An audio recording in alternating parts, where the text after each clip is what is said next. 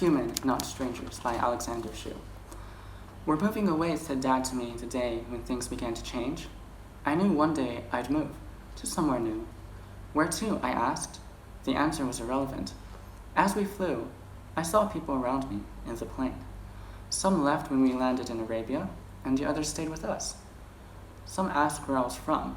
We talked, a touching dialogue between strangers. Some of the passengers were like me. They were going to their new home, as a bird does to change their nest, find a place where they would go back to be safe. When we landed on the island, there were people new to me. I didn't speak their languages, or know the names of their clothes. The carpet smelled soft and elegant, and the air was warm and humid. The sky I flew in was above, night standing still. Our home was white, just as our last one.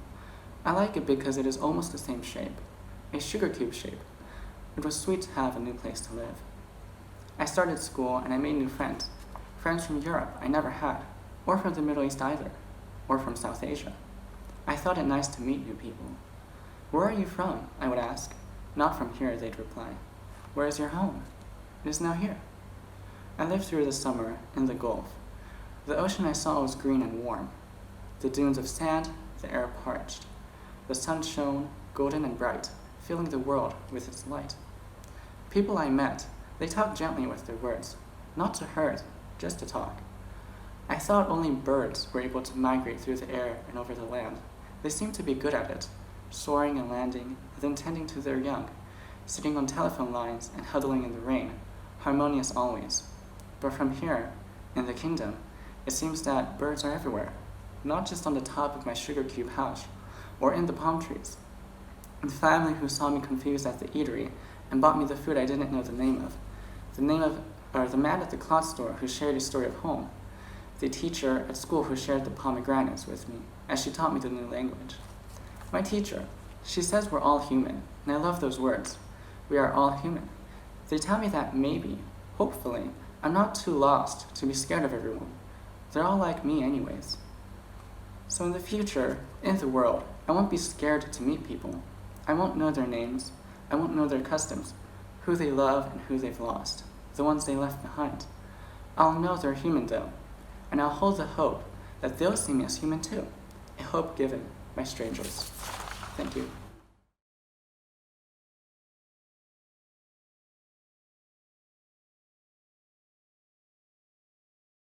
When I was 9, I found an old teddy bear lying on the side of the road.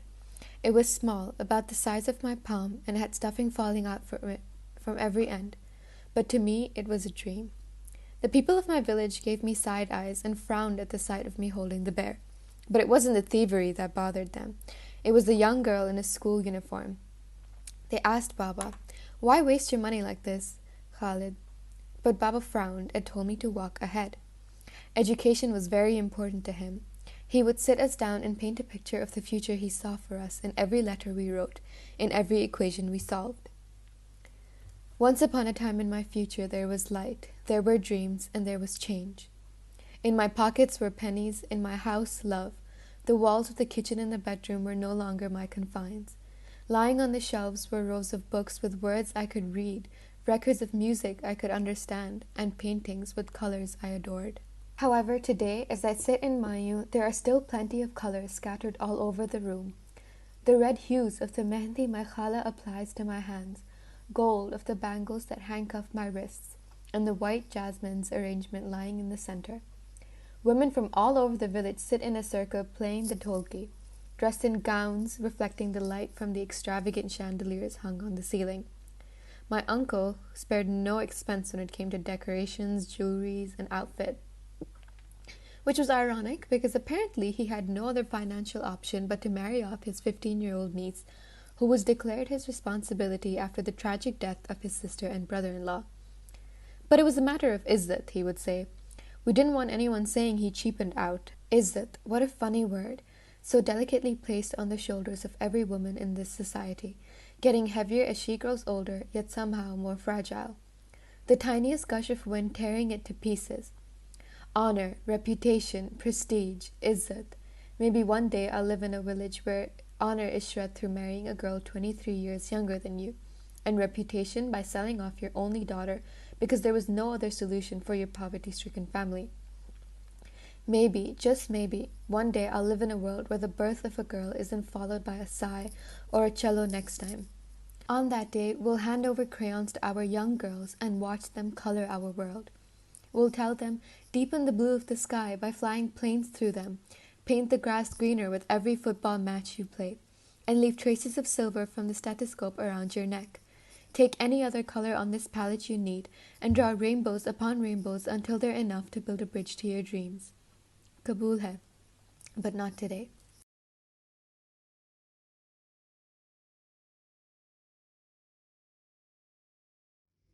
Once upon a time in my future, I realized that time has passed me by, and that I can no longer count with my fingers the years since you passed away. All in all, though, I'm sure you'd be glad to know of the many ways the world has changed for the better since you last lived in it. If you were here, I would lead you by the hand to the window of our home and prompt you to look outside.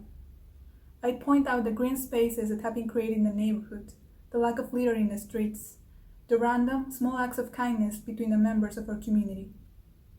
And in spite of you looking pleased at the sight, it will only take me a few seconds to come to a realization. If I wanted you to understand the full transformation undergone by the world since you left, I'd have to show it all to you in the best way I knew how, with my words.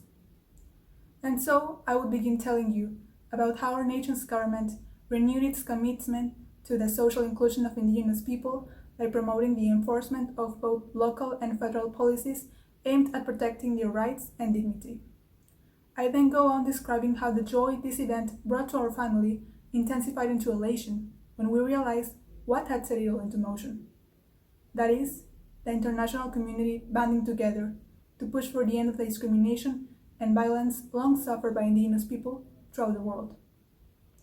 It was around the time that I made the choice to get involved and lobby for change myself, and what an age of change it was.